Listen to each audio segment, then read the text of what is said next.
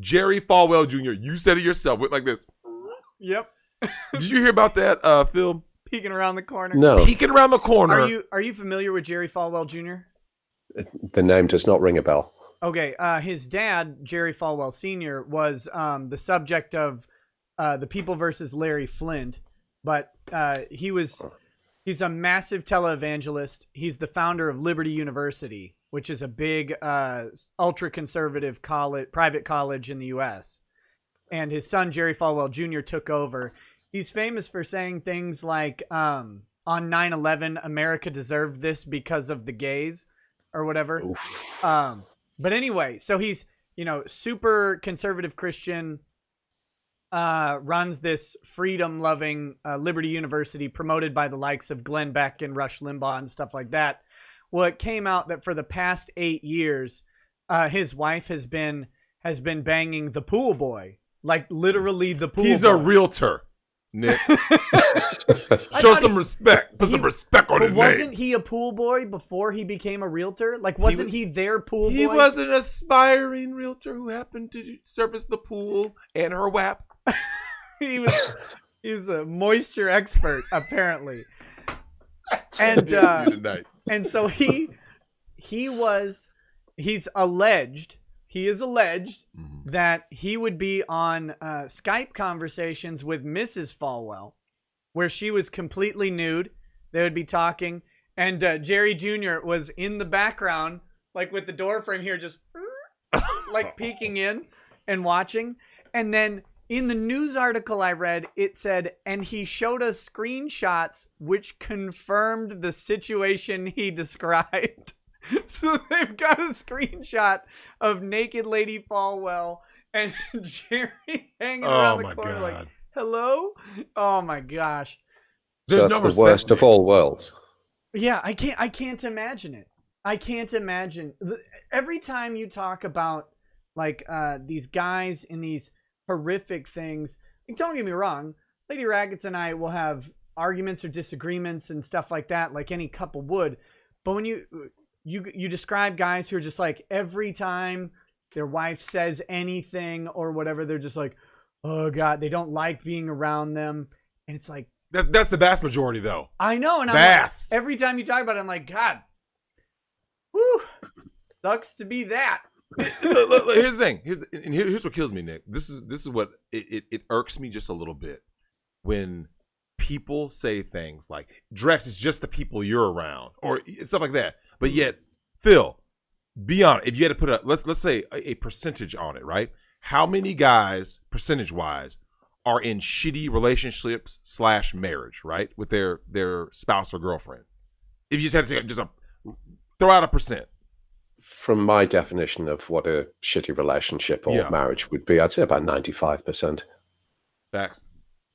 I said something like I think I said something about that. I said like about 5% of people, roughly 5 to 8%, are in like actual what we would define as good marriages, Nick. It's that bad out there. Is it like the 2% rule? Because like when you sales or whatever, good salesmen, or people who really excel at any career, it's like a 2% rule. You hire 100 people in the hopes that 2 of them succeed. Correct. And then you hope that 20% so 2% of them succeed, 18% of them do well enough, and the rest of them are chaff. Correct. I mean, so that's basically, some feels being optimistic. Some people are saying 95%. Why so low? Nick, people are convinced. Like I said, I'm not going at the chat about this. I'm not going at people. I'm just saying people in general, Nick, are convinced I'm making all this up. But they're like, no, just it's because you're in certain weird circles. I go, okay. I said, and I've said this, Phil. I go, put their feet to the fire. Ask them how much sex they're getting. Ask them if he's getting out of the relationship what he believed he was going to get out of it. She always wins. Phil, you've never heard a woman say the marriage sucks because he's not providing and protecting me, right? Because she always gets that. But whether she leaves or stays, Nick, she always wins. My question is to the guy is, guys, what's your line? A lot of these guys, Jerry Falwell Jr., right? Yeah. Now, the relationship was only open on her side. You see what I'm saying? Yeah, I'm guessing he wasn't bringing in 23-year-old bikini I models. promise you he wasn't. Yeah. But yet, there he is going, while she's getting plowed by the pool boy. Maybe there's a big reveal coming from the pool boy. What reveal? You better not even go there. What if it was?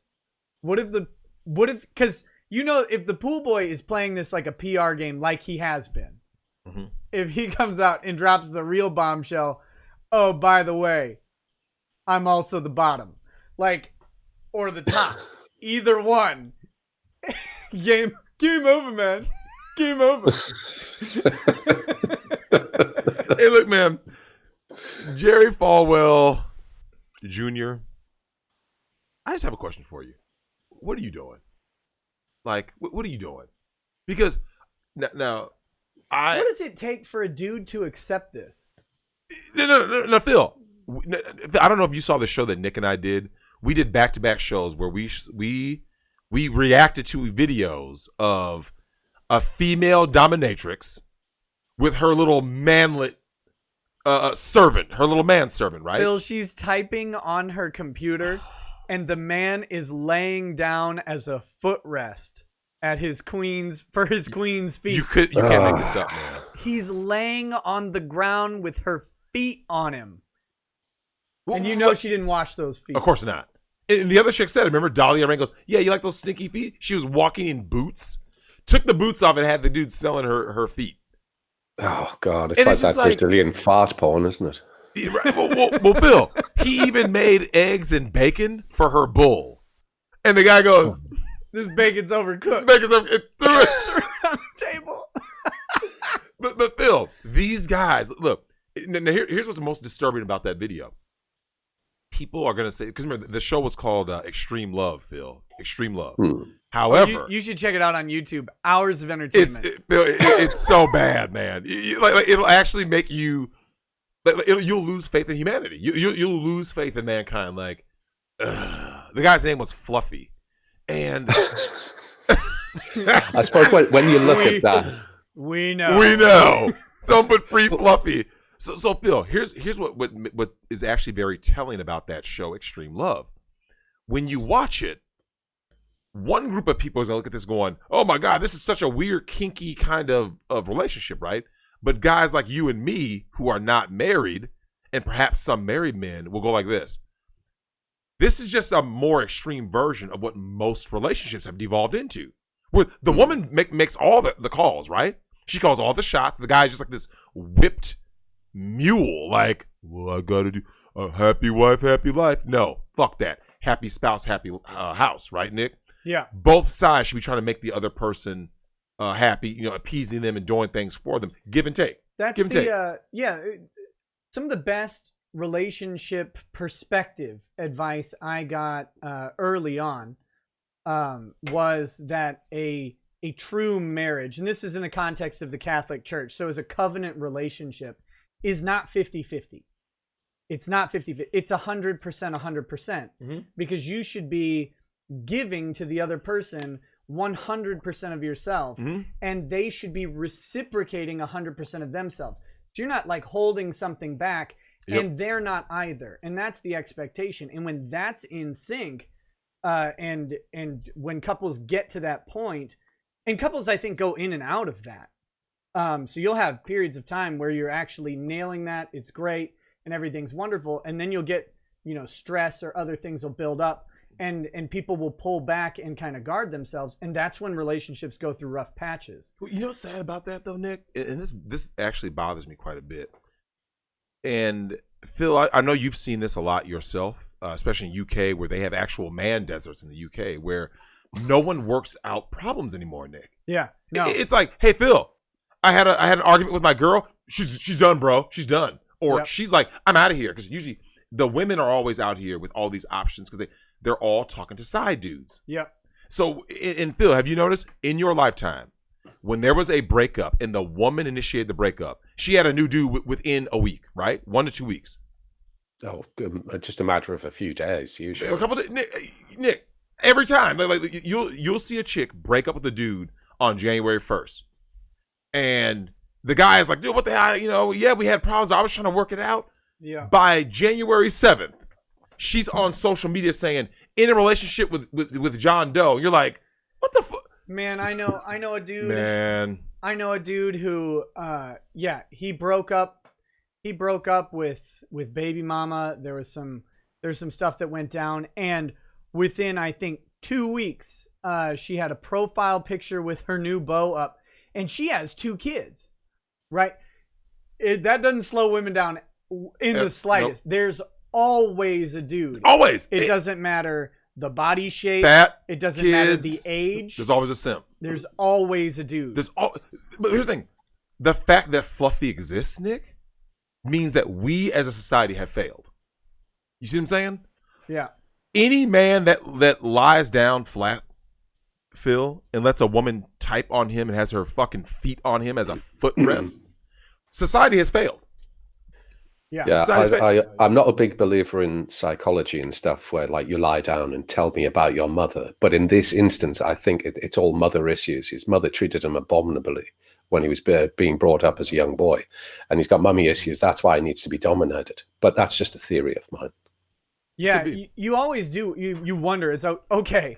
Let's peel back every layer of this onion, and then we'll deep fry you or whatever and put you out of your misery. But to find out how on earth you get to the point, outside of like a 2-second joke, I can't think of letting any person put their feet on me. Yeah. And like, this is like what the guy likes. Or when she ties him up in that rope bondage. Yeah. Phil, she wasn't even banging him.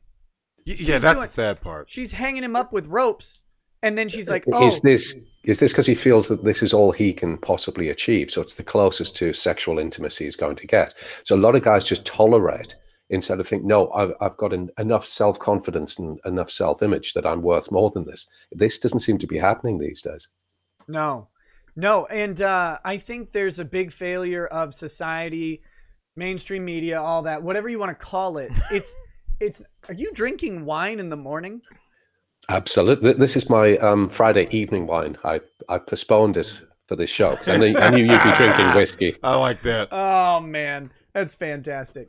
But no, I don't want to go with the meme of mainstream media, but I mean mass media in general. It's Hollywood, it's television, it's everything. Routinely telling guys that they are not worth more than whatever. They should find their queen. They should stay in their lane, and then they're all incompetent. They're bumbling. They don't have emotional maturity. They don't have any of this stuff. And it's like, wait a minute. Plenty of guys have emotional maturity. What they don't do is cry in public or whatever, and that's what pisses you off. It's like, well, he's not in touch with his emotions. No, he just isn't going to show them to you. Well, here's the thing.